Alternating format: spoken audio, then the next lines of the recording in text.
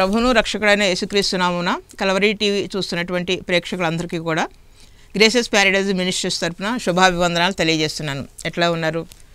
మీ కోసం ప్రతిరోజు కూడా నేను ప్రార్థన చేస్తూనే ఉన్నాను. ఎన్నో ప్రేయర్ రిక్వెస్ట్లు, ఎన్నో మరి బాధలతోటి చాలామంది ఫోన్లు చేస్తూ ఉన్నారు. తప్పగా మరి మీకోసం నేను ప్రార్థన చేస్తూనే ఉన్నాను. మరి ప్రార్థన చేసేటప్పుడు మనకి ఏమొస్తుందంటే విడుదల కలుగుతూ ఉంటుంది. పూర్వకాలంలో కూడా ఈ యొక్క విడుదల గురించి దేవుడు ఏం మాట్లాడాడు దాని గురించి ఈరోజు మనం ధ్యానం చేద్దాము. నిర్గమాకాండము 12వ అధ్యాయము 11వ వచనం చదువుతున్నాను. నిర్గమాకాండము 12వ అధ్యాయము 11వ వచనము. మీరు దానిని తినవలసిన విధం ఏదనగా మీ నడుము కట్టుకొని మీ చెప్పులు తొడుక్కొని మీ కర్రలు చేత పట్టుకొని త్వరపడుచు దానిని తినవలెను. అది యెహోవాకు పస్కా బలి. పస్కా బలి అనే దాని గురించి ఈరోజు మనము ధ్యానం చేద్దాము. పస్కా బలి అంటే, పస్కా అంటే దాటిపోవడము లేదా విడుదల, రెండు రకాలుగా మనం చెప్పుకోవచ్చు. దాటిపోవడము కానీ విడుదల. ఏది దాటిపోతుంది అని కనుక మనం ఆలోచన చేస్తే మనల్ని దాటిపోయేది మరణము. ఆనాడు ఇజ్రాయేలీ ప్రజలంతా కూడా దేవునికి మొరపెడుతూ ఉన్నారు. వారు భయంకరమైనటువంటి కరువులో 70 మందిగా ఐగుప్తుకు వెళ్ళారు. ఈ రోజులో మరి ఐగుప్తు అంటే ఈజిప్ట్. మరి అక్కడికి వెళ్ళినప్పుడు 70 మందిని 400 సంవత్సరాల్లో దేవుడు ఎంతగా దీవించాడు, ఎంతగా ఆశీర్వదించాడంటే వాళ్ళ యొక్క జనాంగము ఇసుక రేణువులు అంతా పెరుగుతుందని దేవుడు అబ్రహాంతో చెప్పిన మాట నెరవేరింది. దగ్గర దగ్గర 25 లక్షల నుంచి 30 లక్షల వరకు వాళ్ళు పెరిగిపోయారు. విపరీతంగా జనాభా పెరిగింది. మరి అట్లాగా వీళ్ళు ఎక్కడో ఉంటున్నారు.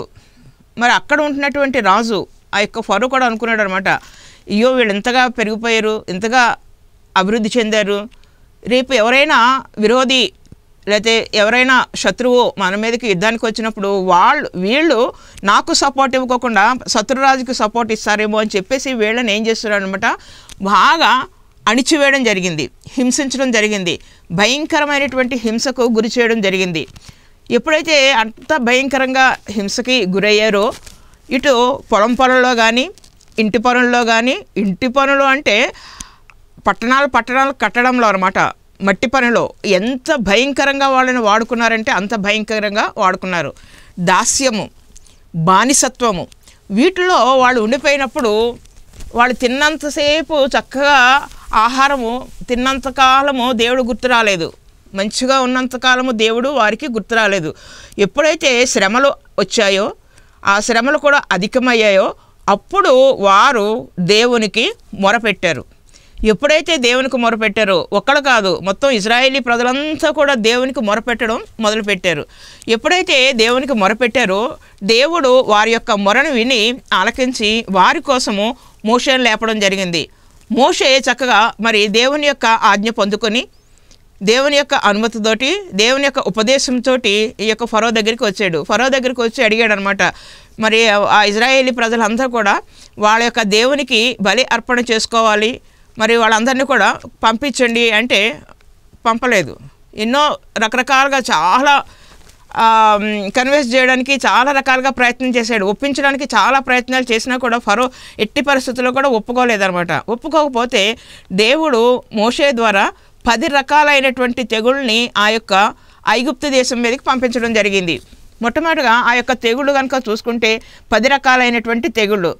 కొన్ని ఏమో ఫస్ట్ నీళ్ళని రక్తంగా మార్చడము, తర్వాత కప్పలు రావడము, ఈగలు రావడము, దోమలు రావడము, తర్వాత ఇంకా వడగండ్లు పడడము, తర్వాత ఇంకా కనుక చూసుకుంటే జంతువుల మీద వ్యాధులు, తర్వాత మనుషులకి వ్యాధులు, తర్వాత భయంకరమైనటువంటి కటిక చీకటి 3 రోజులు, ఇట్లాగ రకరకాలైనటువంటి తెగుళ్ళు వచ్చినాయి అనమాట. 10వ తెగులు ఏంటంటే ప్రతి కుటుంబంలో, ఎవరైతే ఐగుప్తులో ఉన్నటువంటి ప్రతి కుటుంబంలో కూడా పెద్ద కుమారుడు, జ్యేష్ఠపుత్రుడు చనిపోతాడని చెప్పడం జరిగింది. ఈ అన్నీ చేసినప్పుడు మొట్టమొదటిగా నీళ్ళని రక్తంగా మార్చడం కానీ, లేకపోతే ఇవన్నీ ఎందుకు చేశారంటే కప్పల గురించి చూసుకుంటూ ఉంటే వర్షం రాలేదనుకోండి, వెంటనే వర్షం రావాలి కాబట్టి కప్పలకి పెళ్లి చేయాలి అని చెప్పేసి అనుకుంటూ ఉంటారు. మొన్న ఎక్కడో చూశాను, ఒక వార్త చదివాను, వరదలు ఎక్కువగా వచ్చేస్తున్నాయి, వర్షాలు ఎక్కువగా వచ్చేస్తున్నాయి, వరదలు ఎక్కువగా వచ్చేస్తున్నాయి. కాబట్టి ఆ కప్పలకి విడాకులు పెట్టాలి అని చెప్పేసి మళ్ళీ విడాకుల ప్రోగ్రాం ఒకటి. అంటే ఏంటనమాట, కప్పలు వర్షానికి తెప్పించేటువంటి దేవుడు అని. అలాగే ఈగలు, పేలు, దోమలు, ఇలాగా ఒక్కొక్క దానికి ఒక్కొక్క దేవుడు చెప్తున్నాడు. అవన్నీ కూడా నా నోటి మాట ద్వారా వచ్చినటువంటివి, అవి దేవుళ్ళు కాదు అనేసి దేవుడు వారికి ప్రాక్టికల్గా అనుభవపూర్వకంగా అవన్నీ కూడా చెప్పడం జరిగింది.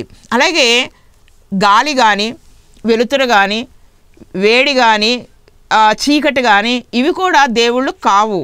ఇవి కూడా నా నోటి మాట ద్వారానే వచ్చినవి. అవి మీకోసం నేను తీసుకొచ్చినటువంటివి, నేను మీకోసం ఇచ్చినటువంటివి.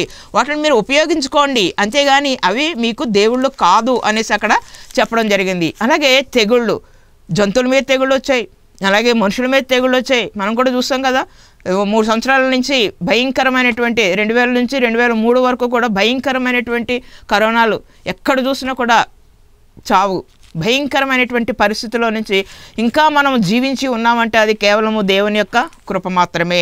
హల్లెలూయా. మరి అట్లాగే తర్వాత ఆయన చెప్పాడనమాట, ఇంకొక మాట ఏం చెప్పాడనమాట, జంతువులు తెగుళ్ళు అయిపోయినాయి, మనుషులు తెగుళ్ళు అయిపోయి, తర్వాత ఇజ్రాయేలీ ప్రజలకి ఇంకొక మాట చెప్పాడు దేవుడు. 9వది ఏంటంటే చీకటి. 3 రోజులు కటిక చీకటి. 3 రోజులు కటిక చీకటి, ఎవరిలో కూడా అసలు వెలుతురు లేదు, చిమ్మ చీకటి. కనీసం లేచి అడుగు తీసి అడుగు వేయలేనటువంటి పరిస్థితి, అంతటి చీకటి. కానీ ఇజ్రాయేలీల యొక్క ప్రతి ఇంటిలో కూడా వెలుతురు ఉంది. హల్లెలూయా. దేవుడు అంత గొప్ప దేవుడు. వాళ్ళకి మరి వెలుగు తానే వెలుగుగా ఉండి వెలుతురు ఇచ్చినటువంటి దేవుడు. మరి ఇజ్రాయేలీ ప్రజల పట్ల దేవుని యొక్క కృప అంత ఉన్నతంగా ఉంది. అంటే దేవుని యొక్క బిడ్డల పట్ల దేవుని యొక్క కృప అంత ఉన్నతంగా ఉంటుంది. తర్వాత లాస్ట్ది ఏంటనమాట, పెద్ద కుమారుడు చనిపోతాడు. కాబట్టి ఈ యొక్క చనిపోయేటప్పుడు మరి విడుదల చాలా సమీపంగా ఉంది. కాబట్టి మీరంతా ఏం చేస్తారంటే దేవునికి ఇష్టమైనటువంటి బలి అర్పణ చేయండి. ప్రతి వారు కూడా మీ కుటుంబంలో ఒక మేకపిల్లను కానీ ఒక గొర్రెపిల్లను కానీ తీసుకోండి. మేకపిల్లని గొర్రెపిల్లని తీసుకుని దాన్ని వధించి దాని యొక్క రక్తాన్ని పట్టి ఆ యొక్క రక్తాన్ని తలుపులకి అంటే ద్వారబంధాలకి, గుమ్మం పైన ఉన్నటువంటి ద్వారబంధానికి, అలాగే నిలువు కమ్మీలకి కూడా పోయండి అనేసి చెప్పడం జరిగింది. కింద దానికి పోయొద్దు, ఎందుకంటే మళ్ళీ తొక్కడం, కాళ్ళు పెట్టి తొక్కుతారు.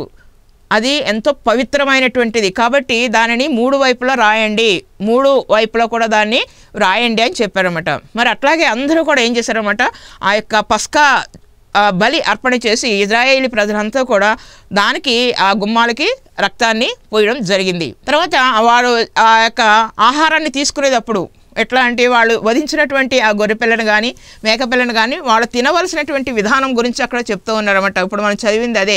మీరు ఎట్లా తినాలి అంటే త్వరపడుచు దానిని తినండి. మొట్టమొదటిగా మీరు ఏం చేయాలన్నమాట, మీ నడుములు కట్టుకోనండి. ఆడవాళ్ళంతా కూడా నడుములు ఎప్పుడు కట్టుకుంటారంటే డెలివరీ అయిన తర్వాత నడుము కట్టుకుంటూ ఉంటారు, బలహీనత లేకోకుండా బలపడాలి అని. అలాగే మగవాళ్ళంతా కూడా ఎప్పుడు కట్టుకుంటారు, పనులు చేసేటప్పుడు, బరువులు ఎత్తేటప్పుడు, మరి చాలా పెద్ద పెద్ద బరువులు ఎత్తడము దించడము ఇవన్నీ చేస్తున్నప్పుడు నడాలు కట్టుకోవడం జరుగుతూ ఉంటుంది. అలాగే కాళ్ళకి చెప్పులు వేసుకోండి. చెప్పులు ఎప్పుడు కూడా మనం ఏమంటాం, అసలు బయట పెట్టండి అంటే చెప్తూ ఉంటాము. ఎందుకు, దూర ప్రయాణాలు వెళ్ళాలి వస్తూ ఉంటారు కాబట్టి బయట పెట్టాడని. కానీ ఇప్పుడు ఇక్కడ దేవుడు ఏం చెప్తున్నాడు, మీ చెప్పులు మీరు తొడుక్కోండి. ఎందుకంటే ఒక్క నిమిషం కూడా ఆలస్యము కాకూడదు. చెప్పులు ఎక్కడ ఉన్నాయని ఎదుర్కోవడం కాదు, మీరు రెడీగా ఉండండి, సిద్ధపాటు కలిగి ఉండాలి. హల్లెలూయా. తర్వాత 3వది ఏంటంటే మీరు చేత్తోటి కట్టె పట్టుకోండి. పూర్వకాలంలో ప్రతి వాళ్ళు కూడా కట్టెలు పట్టుకునేవారు. దూర ప్రయాణాలు వెళ్ళాలన్నా, పొలాలకు వెళ్ళాలన్నా కట్టె తప్పనిసరిగా ఉండాలి. ఇప్పుడు కూడా పొలాలకు వెళ్ళేవాళ్ళు తప్పనిసరిగా కట్టెని చేత పట్టుకుని వెళ్తూనే ఉంటారు. అంటే త్వరపడుచు ఆహారాన్ని తినండి, ఈ 3 కూడా మీరు ధరించండి అనేసి దేవుడు చెప్తూ ఉన్నాడు. ఎందుకు ఈ 3 ఏంటి అని కనుక చూసుకుంటే నడానికి కట్టుకోండి అని అనమాట. నడానికి కట్టుకోవడము, ఎప్పుడైతే నడానికి కట్టుకుంటారో బలపడతారు. అదేవిధంగా చెప్పులు తొడుక్కోండి, చేతితోటి కర్ర పట్టుకుని మీరు సిద్ధంగా ఉండండి. సిద్ధపాటు కలిగి ఉన్నప్పుడు మనము చక్కగా, ఎందుకంటే విడుదల ఆ రోజు నైట్ జరిగినటువంటిది ఏంటి అని అనుకుంటే, ఎవరి ఇంటి మీద ఈ యొక్క గుమ్మానికి పస్కా బలి అర్పణ చేశారో, రక్తాన్ని వ్రాశారో, ఆ ఇంటి మీద నుంచి మరణ దూత దాటి వెళ్ళిపోయింది. హల్లెలూయా. కానీ అక్కడ ఉన్నటువంటి ఐగుప్తు దేశంలో ఉన్నటువంటి ప్రతి ఇంటిలో, ఫరో ఇంటి దగ్గర నుంచి, ఫరో కుటుంబం దగ్గర నుంచి, మంత్రుల దగ్గర నుంచి, సైన్యాధిపతుల దగ్గర నుంచి, అందరు ఉద్యోగస్తుల దగ్గర నుంచి, ఆఖరికి పిండి విసిరేటువంటి వాళ్ళ దగ్గర నుంచి కూడా అందరి కుటుంబాలలో కూడా శవము లేవని ఇల్లు లేనే లేదు. అంత భయంకరంగా మరణం అక్కడ సంభవించింది. అంటే మరణము ఎవరి ఆధీనంలో ఉంది? ప్రభు అయినటువంటి యేసుక్రీస్తు యొక్క ఆధీనంలోనే ఉంది. కాబట్టి ఆయన ఏమంటున్నాడు అనమాట, మరణాన్ని జయించాలి అంటే తప్పనిసరిగా మీరంతా కూడా పస్కా బలిని ఆచరించండి అని చెప్పినప్పుడు, ఆచరించినటువంటి ఈ యొక్క ఇజ్రాయేలీ ప్రజలు, దేవుని యొక్క కుమారులు, దేవుని యొక్క బిడ్డలు అంతా కూడా రక్షించబడ్డారు. వారికి విడుదల సమీపంగా ఉంది. అంతేకాదు వారి ఇళ్ల మీద నుంచి మరణ దూత దాటి వెళ్ళిపోయింది అనమాట. కాబట్టి మరణానికి మనము దగ్గరగా ఉండకోకుండా దేవునికి దగ్గరగా ఉండాలి అంటే మనము కూడా ఏమి ఇవ్వాలన్నమాట, పస్కా బలిని అర్పణ ఇవ్వాలి. కాబట్టి ఇక్కడ ఆయన ఇంత చక్కగా అక్కడ చెప్పడం జరిగింది.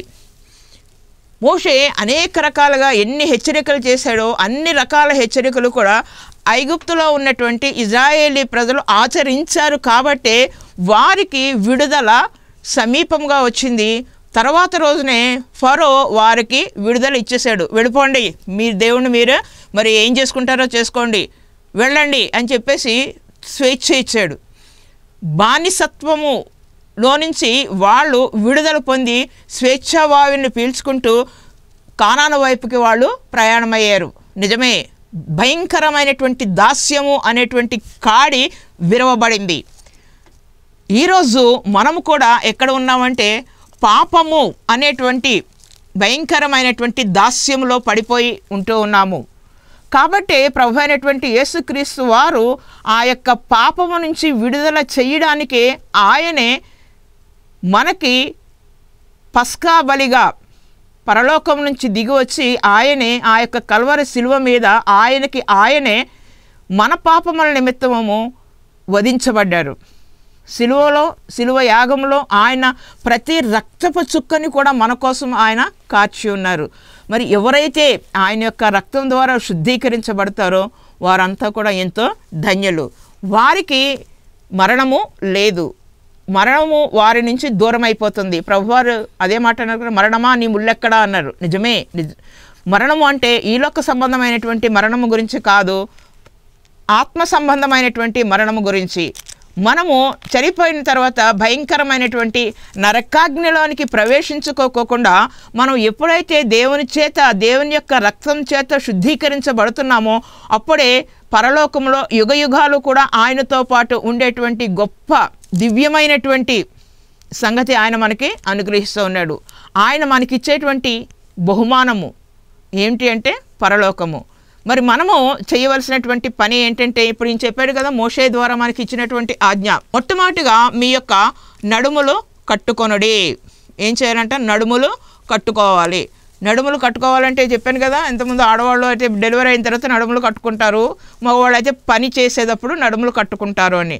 కానీ మనము కట్టుకోవాల్సినది ఏంటి అంటే సత్యము అనేటువంటి దట్టి. అందుకనే ఎఫెసీలకు రాసినటువంటి పత్రికలో ఒక మాట ఉంది చూడండి. అది ఎఫెసీలకు రాసిన పత్రిక 6వ అధ్యాయంలో 14వ వచనంలో, ఏలయనగా మీ నడుమునకు సత్యమును దట్టి కట్టుకొని నీతి అయిన మైమరుపు తొడుక్కొని పాదములకు సమాధాన సువార్త వలనైన సిద్ధ మనస్సును జోడిని తొడుక్కొని నిలువడి.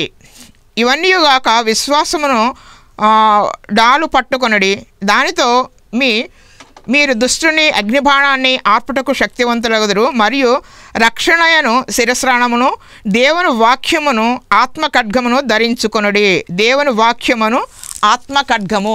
ఇక్కడ ఇన్ని రకాలైనటువంటి సర్వాంగ కవచములు. ఎందుకంటే మనము ఎవరితోటి పోరాడాలి? ఎవరితోటి మనము పోరాడాలి అనుకుంటే అపవాదితోటి మనం పోరాడాలి. అపవాది కొంచెం అవకాశం ఇస్తే చాలు హృదయంలోనికి చొచ్చుకుని వెళ్ళిపోతూ ఉంటుంది, చొరబడిపోతూ ఉంటుంది. మనకి ఎవరో దానికి పర్మిషన్ ఇవ్వక్కర్లేదు. హృదయంలోనికి ఎక్కడ పొంచి ఉంటుంది అనమాట. పాపం ఎక్కడ పొంచి ఉంటుంది? వాకిలి దగ్గర పొంచి ఉంటుంది. వాకిలి అంటే ఇంటి వాకిలి అంటే హృదయం అనేటువంటి వాకిలి దగ్గర అది పొంచి ఉంటుంది. కొంచెం తలుపు మనం కొంచెం చిన్న అవకాశం ఇచ్చినా కూడా అది హృదయంలోనికి చొరబడిపోతూ ఉంటుంది. మరి తెలియనటువంటి అనేక రకాలైనటువంటి ప్రాబ్లమ్స్ అన్నీ కూడా ఎక్కడి నుంచి వస్తూ ఉంటాయి అనమాట. ఆ అపవాది లోపలికి ప్రవేశించి రకరకాలైనటువంటి హింసలకి, రకరకాలైనటువంటి మరి భయంకరమైనటువంటి పరిస్థితుల్లోకి మనుషులందరినీ కూడా ఈడ్చుకొని పోతూ ఉంటుంది, లాక్కొని పోతూ ఉంటుంది. దానిని తప్పించుకోవాలి అంటే మనము ఎవరితోటి ఎట్లా ఉండాలంటే దేవుడిచ్చేటువంటి సర్వాంగ కవచాలు మనము ధరించుకోవాలి. సర్వాంగ కవచాలు చాలా ఉన్నాయి. దాంట్లో మరి అన్నీ చెప్పడానికి మనకు సమయం సరిపోదు కాబట్టి ఒక్కటి ఈ మాట చెప్తున్నాను. దట్టి కట్టుకోనండి. మీ నడాలకి ఏం కట్టుకోవాలన్నమాట? సత్యం అనేటువంటి దట్టిని కట్టుకొనుడి.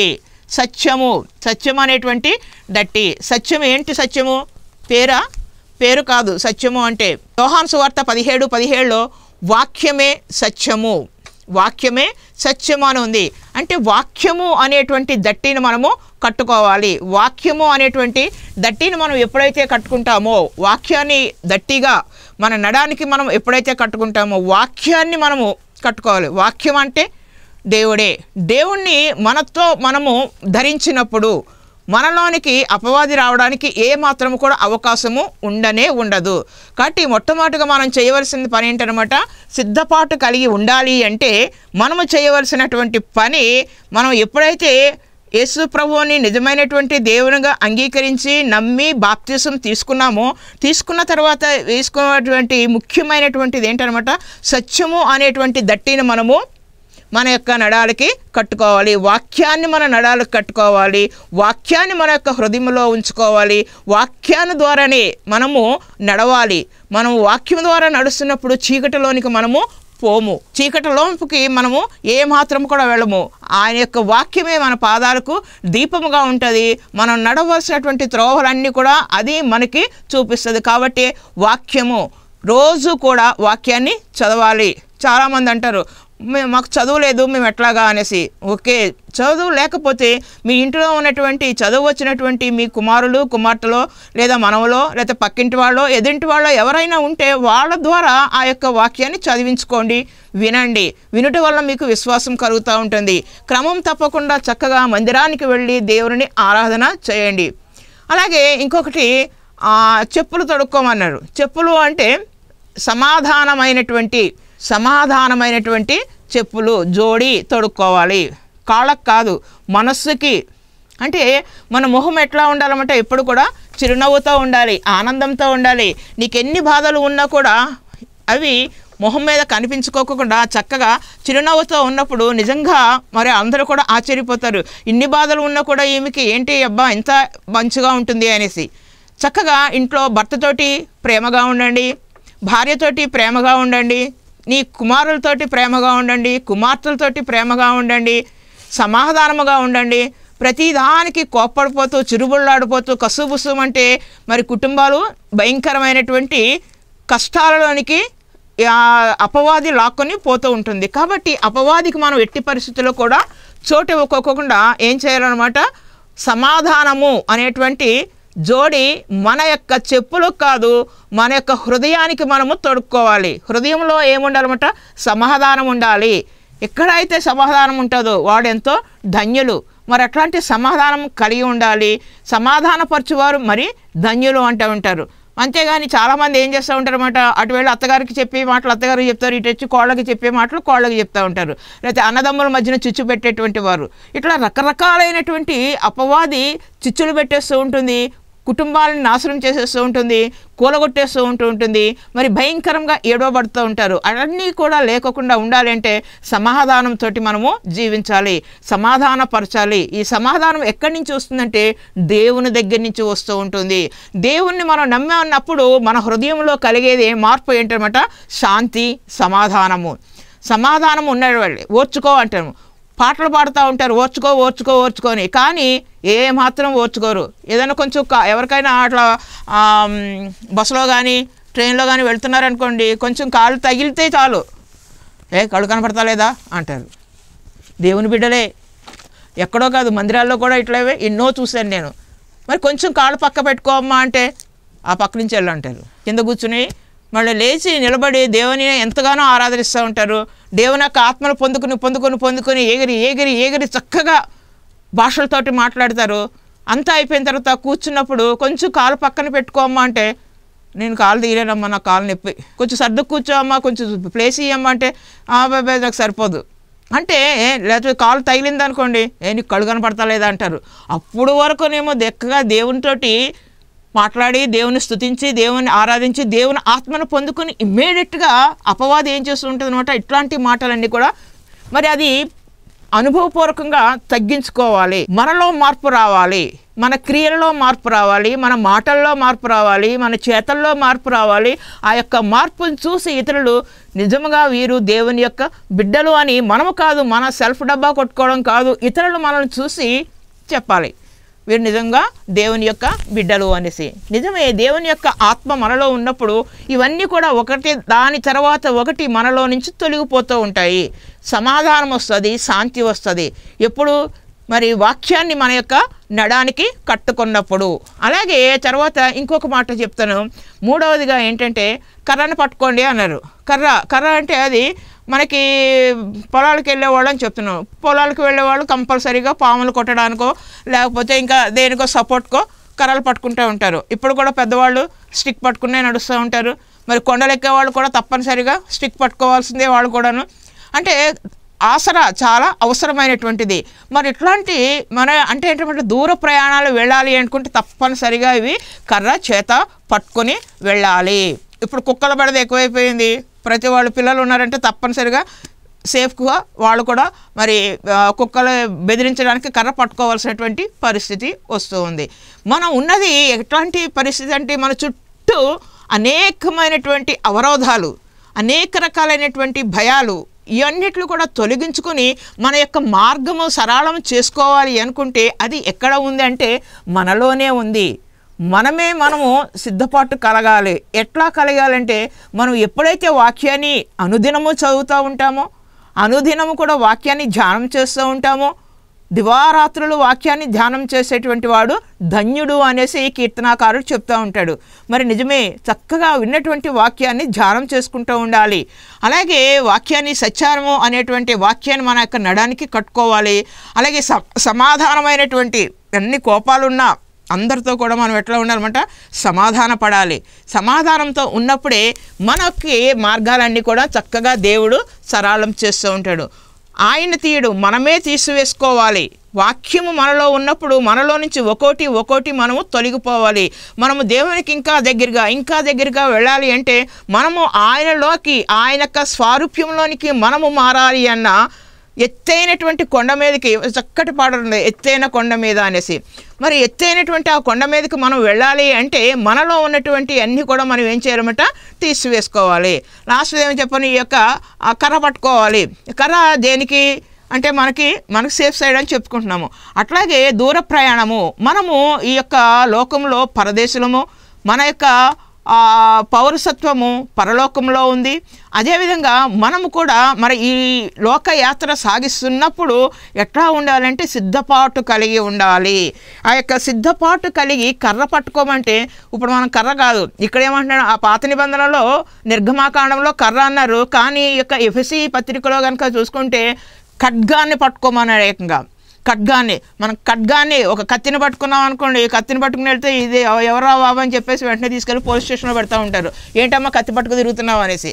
కాబట్టి ఖడ్గము అంటే ఆత్మ ఖడ్గము.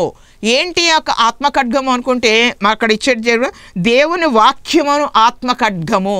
దేవుని వాక్యం అనేటువంటి ఆత్మ ఖడ్గము. వాక్యాన్నేమో సత్యము అనేటువంటి దట్టి కట్టుకోండి అన్నాం. అంటే వాక్యాన్ని సత్యం అనేటువంటి దట్టిని మనం నడానికి కట్టుకోమన్నాము. అలాగే ఇక్కడ ఏమంటున్నాడు అనమాట, వాక్యాన్ని మన యొక్క హృదయంలో ఉంచుకోవాలి. దేవుని ఒక్క వాక్యాన్ని ఆత్మ ఖడ్గాన్ని ధరించడము. ఆత్మ ఖడ్గాన్ని మనం ఎప్పుడైతే ధరిస్తామో అపవాది మన మీదకి అది ఎన్నో రకరకాలుగా ప్రయత్నాలు చేస్తూనే ఉంటుంది. కానీ మనము రెండంచుల వాడి అయినటువంటి ఖడ్గము, రెండంచుల ఒకవైపు కాదు, రెండు వైపులా కూడా రెండంచుల వాడి అయినటువంటి ఖడ్గము వాక్యము. ఆ యొక్క వాక్యము ఎట్లాంటిదంటే ప్రతి వారి యొక్క శరీరాన్ని మరి కట్ చేస్తూ ఉంటుంది, ఎముకలను కట్ చేస్తుంది, మూలుగును కట్ చేస్తూ ఉంటుంది, కీళ్ళను కట్ చేస్తూ ఉంటుంది. అంత గట్టిది, అంత పవర్ఫుల్ అన్నమాట వాక్యము. కాబట్టి వాక్యాన్ని ధరించినప్పుడు అపవాది మన చెంతకి రానే రాదు. వచ్చినా కూడా మనల్ని చూసి అది పారిపోవడం జరుగుతూ ఉంటుంది. అమ్మో, వీరు దేవుని యొక్క బిడ్డలు, వీరి దగ్గర ఆత్మలో వాక్యం అనేటువంటి ఖడ్గము ఉంది, నడానికి వీళ్ళు సత్యము అనేటువంటి జట్టి కట్టుకున్నారు, సమాధానం అనేటువంటి జోడీ వీరు తొడుగుకున్నారు. కాబట్టి వీళ్ళతోటి మనము పోరాడలేము, వీరి దగ్గర మనము గెలుపు పొందలేము అనేసి తోక ముడుచుకొని అపవాది పారిపోతూ ఉంటుంది. అపవాది పారిపోయినప్పుడు దేవుడు మన దగ్గరే ఉంచాడు. దేవుడు మన యొక్క హృదయంలో ఉన్నప్పుడు, ఆయన మనలో ఉన్నప్పుడు మనకి అన్నీ కూడా విజయాలే. మరి అట్లా విజయాలు ఈ యొక్క 2024వ సంవత్సరంలో, ఎందుకంటే మనం ఇంకా జనవరి నెలలోనే ఉన్నాము, ఇంకా మన ముందు ఎంతో 11 నెలల ప్రయాణం ఉంది. ఈ 11 నెలలే కాదు, 11 సంవత్సరాలు కానీ లేకపోతే ఎన్నో సంవత్సరాలు మనకి దేవుడు ఇచ్చినటువంటి సంవత్సరాలు ఎన్నో ఉన్నాయి. ఈ యొక్క సంవత్సరాలన్నీ కూడా మనము సంతోషంతోటి, ఆనందంతో మన కుటుంబాలు మరి బాగా ఉండాలి అనుకుంటే, విజయాన్ని సాధించాలంటే తప్పనిసరిగా మీ నడాలికి వాక్యం అనేటువంటి లేదా సత్యం అనేటువంటి దట్టి కట్టుకోండి, సమాధానమైనటువంటి చెప్పులు తొడుక్కోండి, ఆత్మ ఖడ్గాన్ని మీరు ధరించండి. అప్పుడే దేవుని యొక్క కృప మీరు పొందుకుంటారు. మనము దేవుని యొక్క కృప పొందుకున్నప్పుడు దేవుని యొక్క నిన్నైనటువంటి దీవెనలు మన కుటుంబంలో కృమ్మరించబడతాయి, మనము మన కుటుంబాలు దీవించబడతాయి, ఆశీర్వదించబడతాయి. అట్లాంటి దీవెన ఆశీర్వాదాలు మీ అందరికీ కూడా కలుగునుగాక. ఆమేన్.